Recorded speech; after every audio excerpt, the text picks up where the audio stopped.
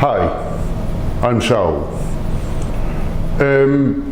First of all, I would like to thank all of you who subscribe to this channel, although I never asked you to do so. I would also like to thank you for leaving all those comments and questions and impressions.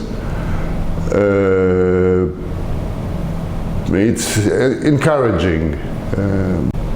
I only wanted to put my observations there, on YouTube.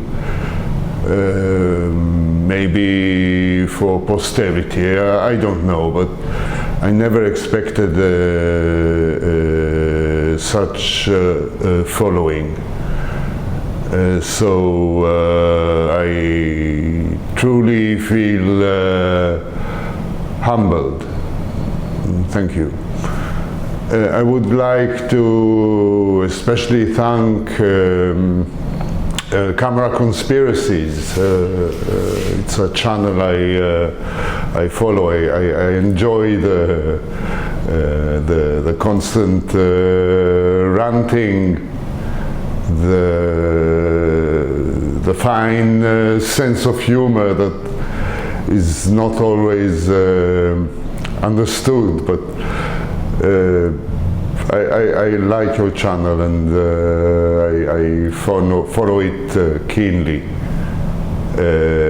So thank you for the promotion, for bringing my channel to public awareness. In this video I would like to address 2 points that came up in the comments. The first point is my way of talking. Someone suggested that I use a script and a teleprompter to organize those videos and make them more structured, more accessible to the viewer.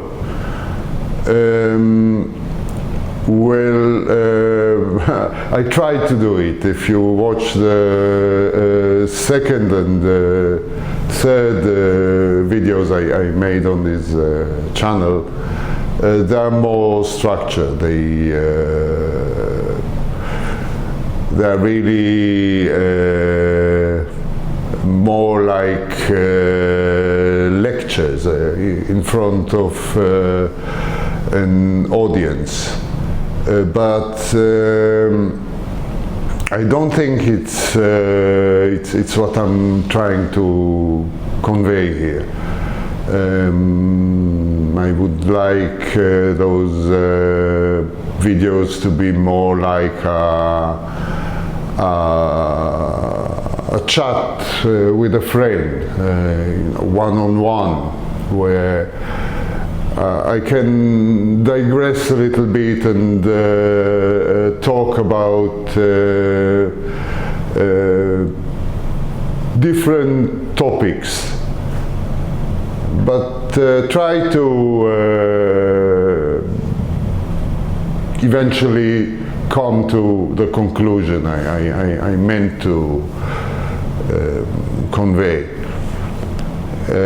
So this format is more comfortable for me. You must understand that naturally I'm a slow talker. It's not only because I do it in English, which is of course not my native language, but I would talk in the same way in any language. not much I can do about it, but I promise to try to talk more fluently, in a more engaging manner.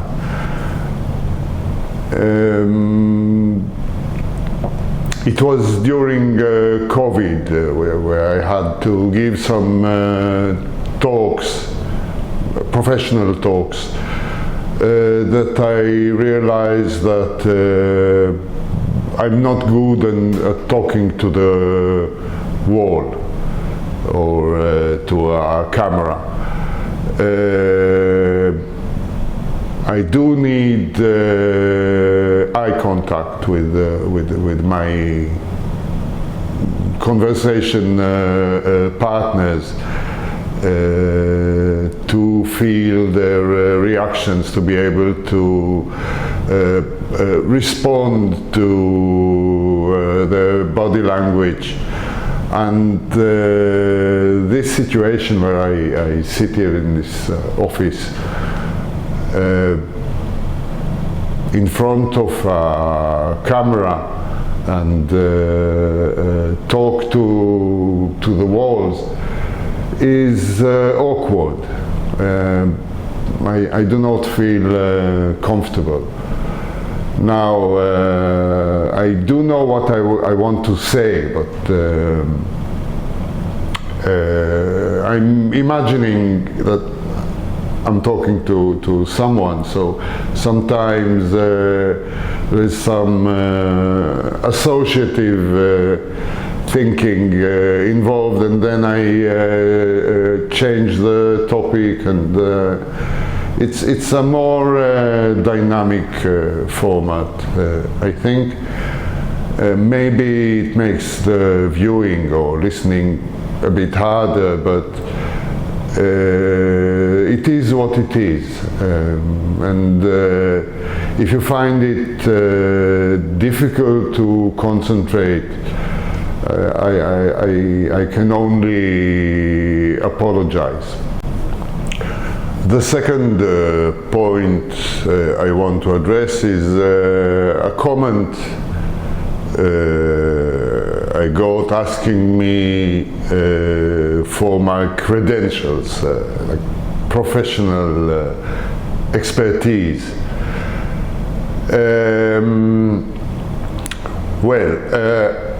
I do not have a background in optical design or in camera manufacturing, etc. So I do not have a lot of background knowledge, not formal one anyway. But is it really that important? I mean, I was taught to always dispute authority.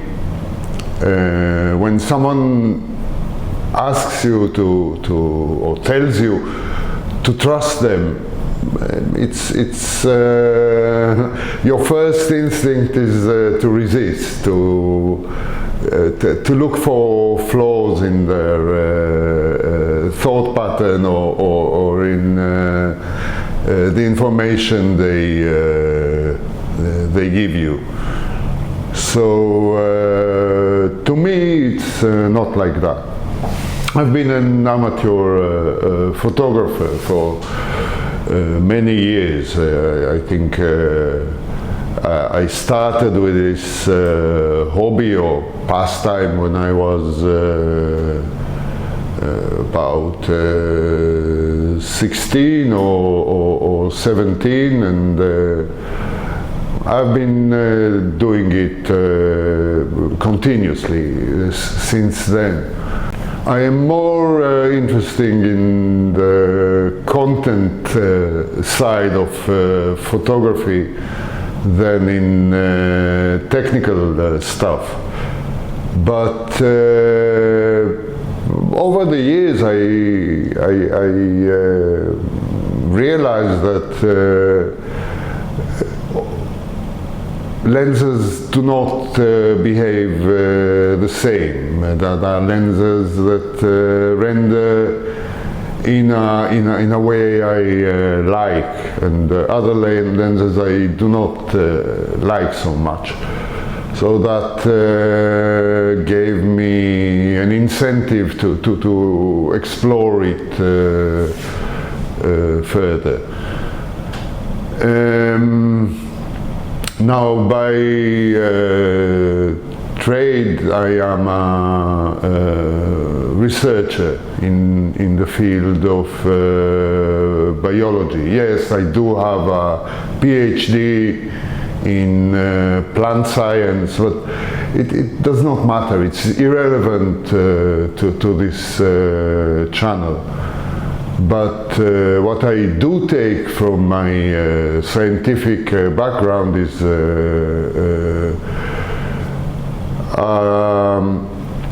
a more analytical way of analyzing questions or problems posed. The first thing you do in this process is ask a question. For example, the question relevant for this channel was what makes some lenses render depth better than others? The next step in this process is collecting data. So I set up a bench test and took a photo of this bench test with a lot of lenses, trying, of course, to follow the strict rules of scientific data collection. So I tried to even out all other parameters like lighting, like f-stop, etc. And then I compared the results I got. Another guiding principle is the blindness of the observer to the design. So, of course, I did not have anyone else to judge the results that I got, or the data. So I went out of my way to conceal the lens that took every image. I gave them random numbers, and I waited a period of time between taking the photos and looking at them, so I could not remember which lens exactly took each photo. So trying to be as unbiased, as objective as possible when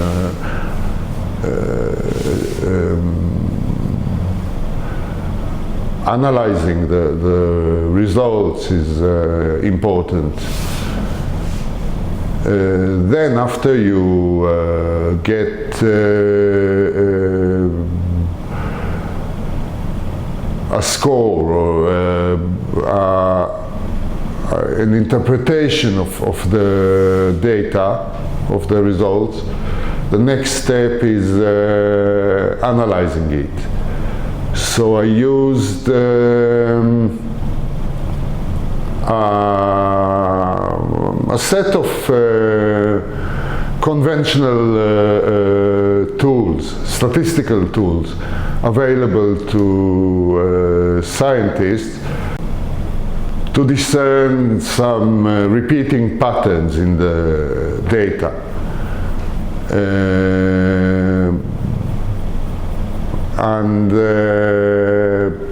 When you finish with that process, you get a hypothesis, which is a set of assumptions that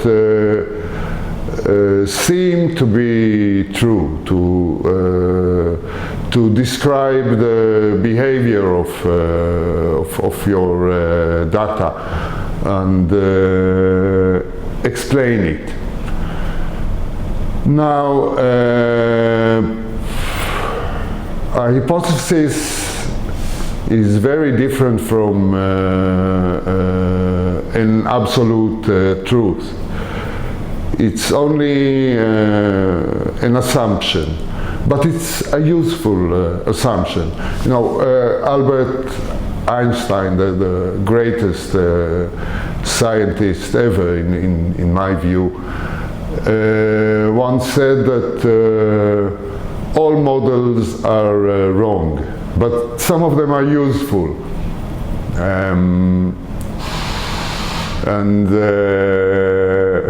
I agree with without saying. I think it's a very intelligent one if you think about it. All I try to do is to be useful. If I get to the absolute truth, but there is no practical use for it, it is not interesting, at least not to me.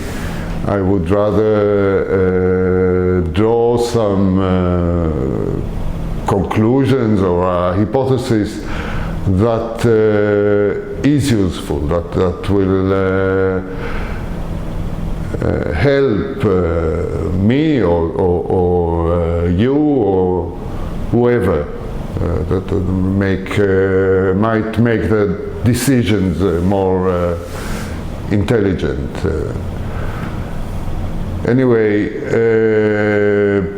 after you have an hypothesis, you try to prove it.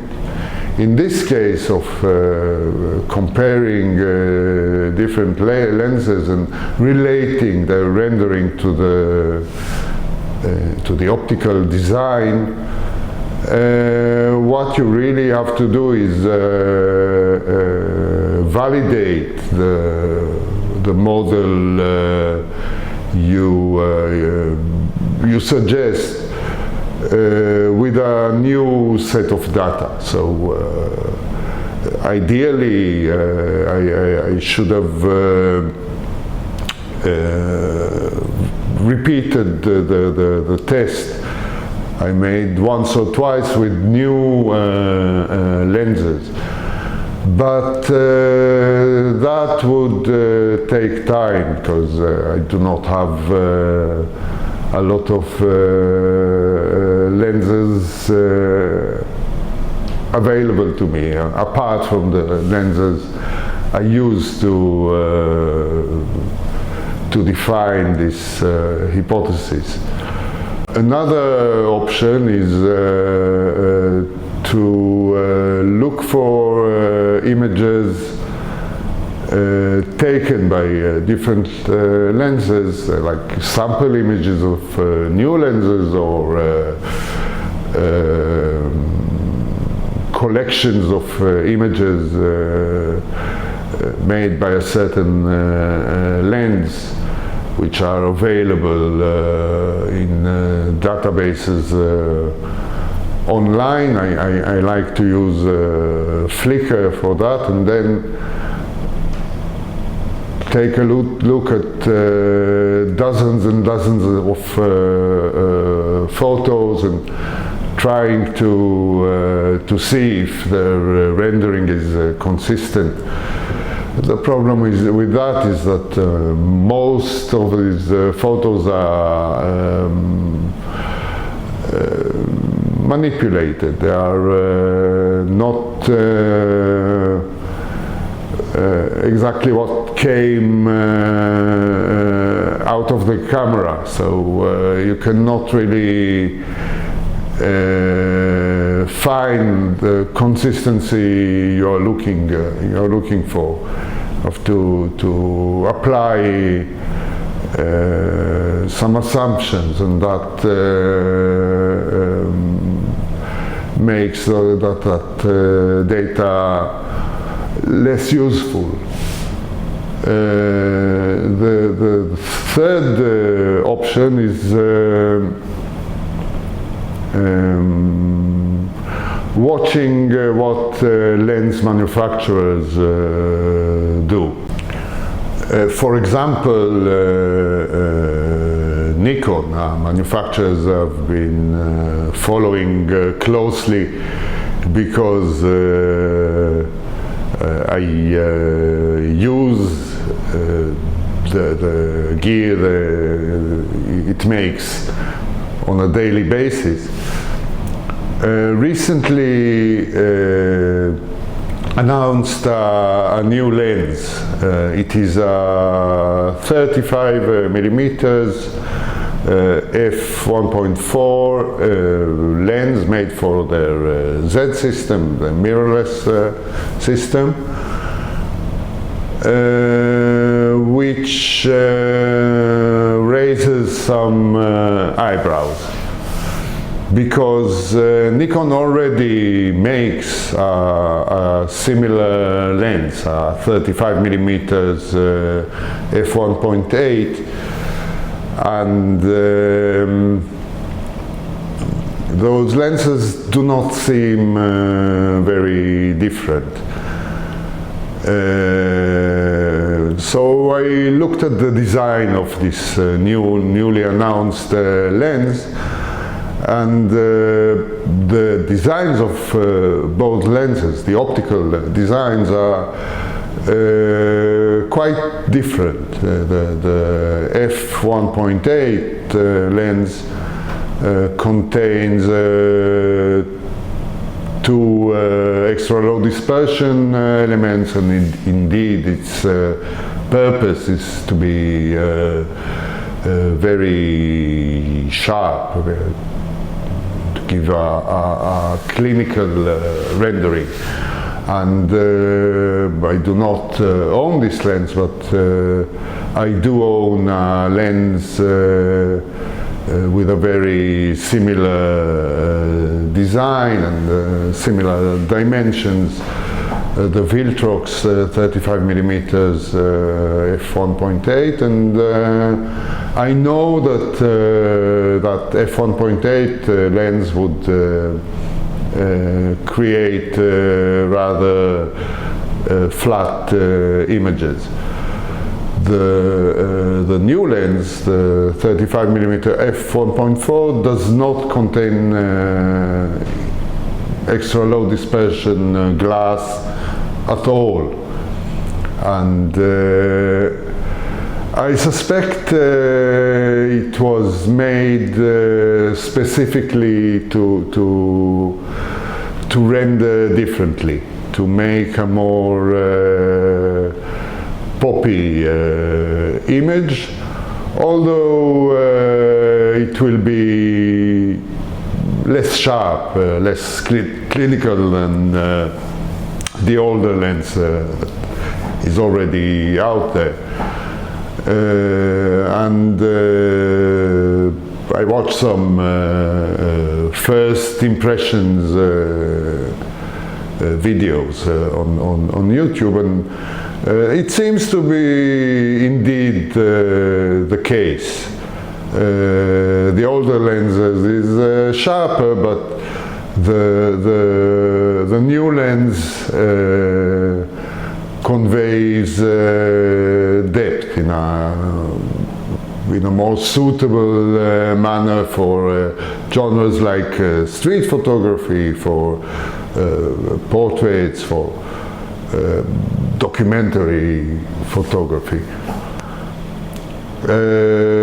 So to me, this new lens is is a vindication of my hypothesis.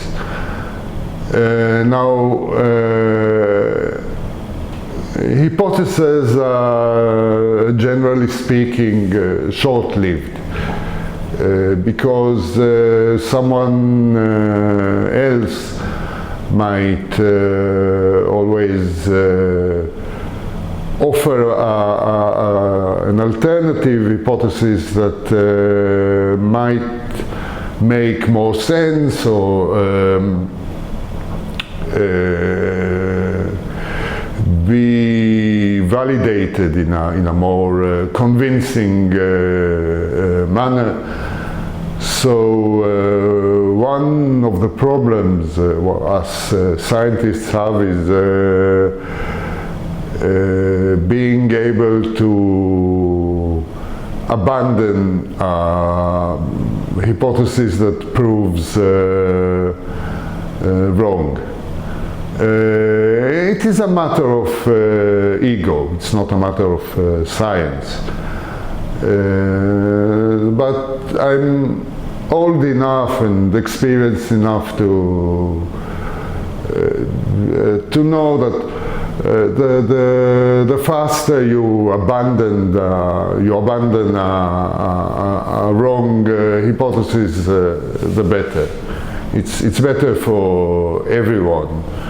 We don't want to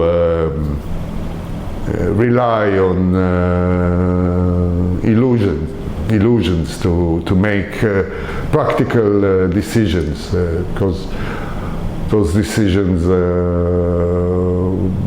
will not be correct. So that is as to my credentials. I might add that I also have experience in developing some machine vision applications, which I think gives me some perspective into the technical aspects of photography. On a side note, I would say that I'm not trying to sell you anything. I'm not trying to advise you of which photographic gear to buy. I'm not asking you to subscribe or to like. I'm not expecting this channel to help me financially. So please take what you want from it. It's all for me and also for you.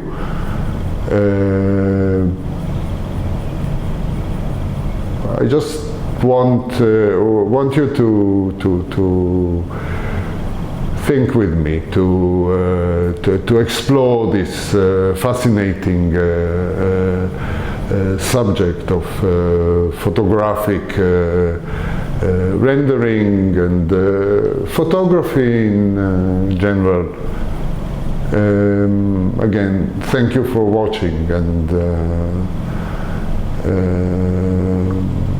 every one of you keeps watching my videos is welcome.